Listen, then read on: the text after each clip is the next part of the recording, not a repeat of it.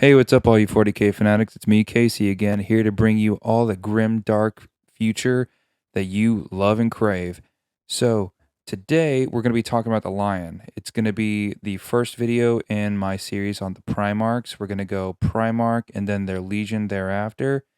Also, keep in mind that unfortunately, I have to reduce these down to 5-minute videos due to content and YouTube restrictions. So, try to bear with me because I'm going to have to summarize. So, without further ado, let's get into this. Today we're talking about the Lion, Lionel Johnson, the first Primarch of the First Legion, the Dark Angels. The Lion, much like all the other Primarchs, as an infant, was kept within a gestation capsule on Terra in the Emperor's gene laboratories. Eventually, Chaos got pretty annoyed with Big E over what he was planning on doing to kill them off, so they yeeted all of the Primarchs out into the warp. Eventually, his gestation capsule came out of the warp and landed on the planet known as Caliban, a feudal death world covered in lush forest and inhabited by things called chaos beasts. Because due to the proximity of the planet to the Eye of Terror, the flora and fauna there had mutated to outstanding levels. The whole planet was a death world and covered in lush forests, but with giant monsters.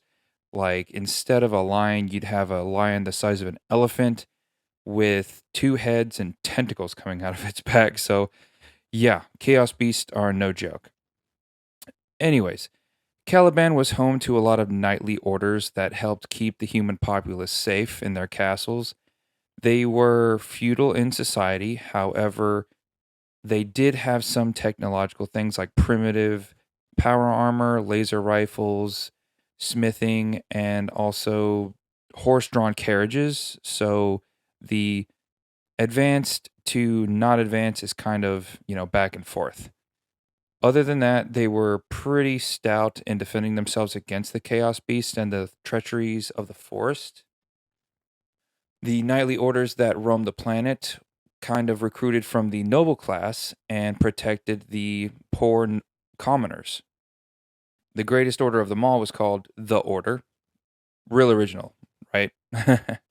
So the Order one day heard the rumors of a creature out there that had been killing chaos beasts, slightly stealing some supplies, sneaking around villages, and sent a hunting party out. This hunting party consisted of one of their best knights that they had named Luther. Luther went out with this party and found the tracks leading to the creature and trailed it for some time and hunted it until they pretty much found what they were looking for. And the creature was not a creature at all. It wasn't even a man. It was the Primarch, Lionel Johnson. Luther would go to adopt the lion as his foster son, eventually training him in the ways of not only the order but in human society itself.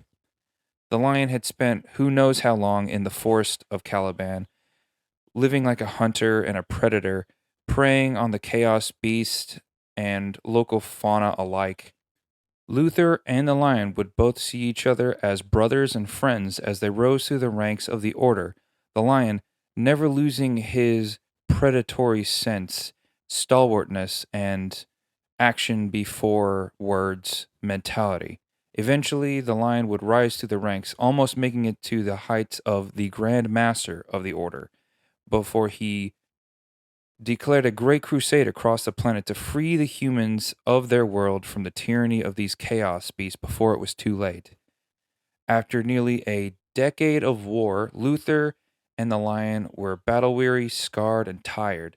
They had poisoned the water from which the beast drank, burned the forests from whence they lived, and ran them aground in the caves they hid in. The lion never stopped killing and never stopped fighting. Over time, the commoners would hear of his great crusade across their planet and join the ranks of the orders.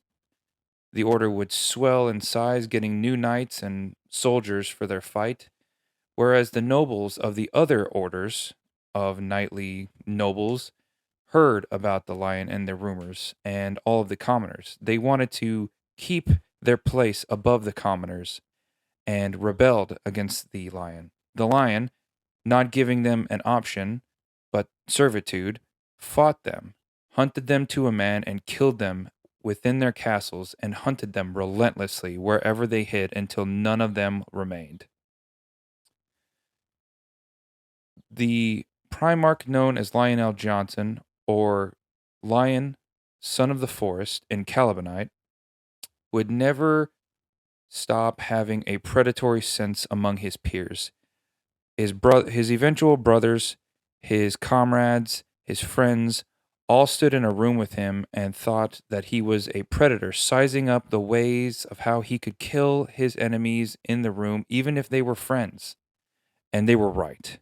The Primarch, known as the lion, was essentially an animal in the body of a man.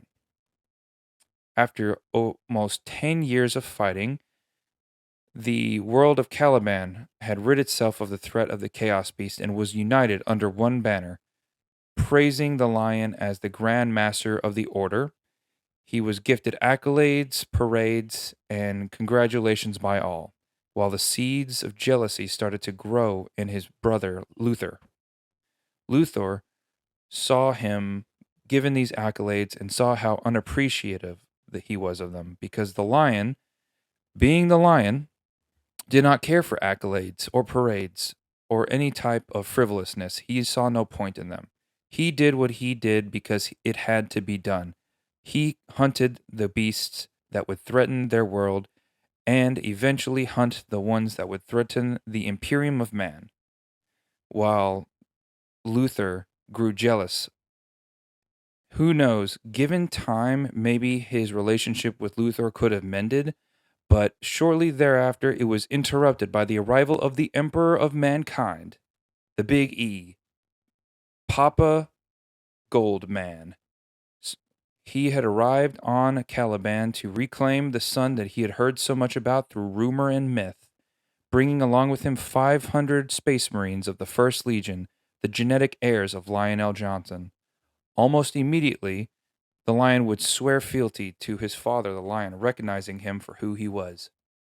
Gifting him the 500 Space Marines, the lion would duel the captain of these Space Marines to gain their respect and honor, and in turn, they him. After he would claim the respect of his Space Marines, the Emperor and the lion went to work, recruiting all over Caliban, turning it into manufactorums, barracks, scrolling cities that would reach the heavens, and industrial factories that would pump out for the Emperor's war machine. Once they were ready to go, the Emperor and the Lion had over 2,000 Space Marines. Alas, Luther and some of the senior knights of the Order were not able to become Space Marines because they were too old and could not stand the genetic augmentation younger people could to become a Space Marine. Though they did go through constant gene surgery, augmentation, and adaptation, they strove to become better than the people who would go on to be Space Marines because they could never reach their strength or their speed. Luther and his fellow elder knights saw squires and junior knights below them that they had taught for years become stronger, faster, better than them. Though that didn't stop Luther from fighting at the side of his brother and Primarch. Eventually, the lion would move out into the galaxy on the Emperor's great crusade to bring the imperial truth to the rest of humanity. Combining the strategies and customs of both Terra and Caliban, the lion forged his legion into an overwhelming force in the galaxy. He led his legion in one pure purpose: to hunt and kill the monsters that threatened the Imperium's borders. And that's it for today, guys. If you have any comments or questions about the lion, if you think I got anything wrong, let me know.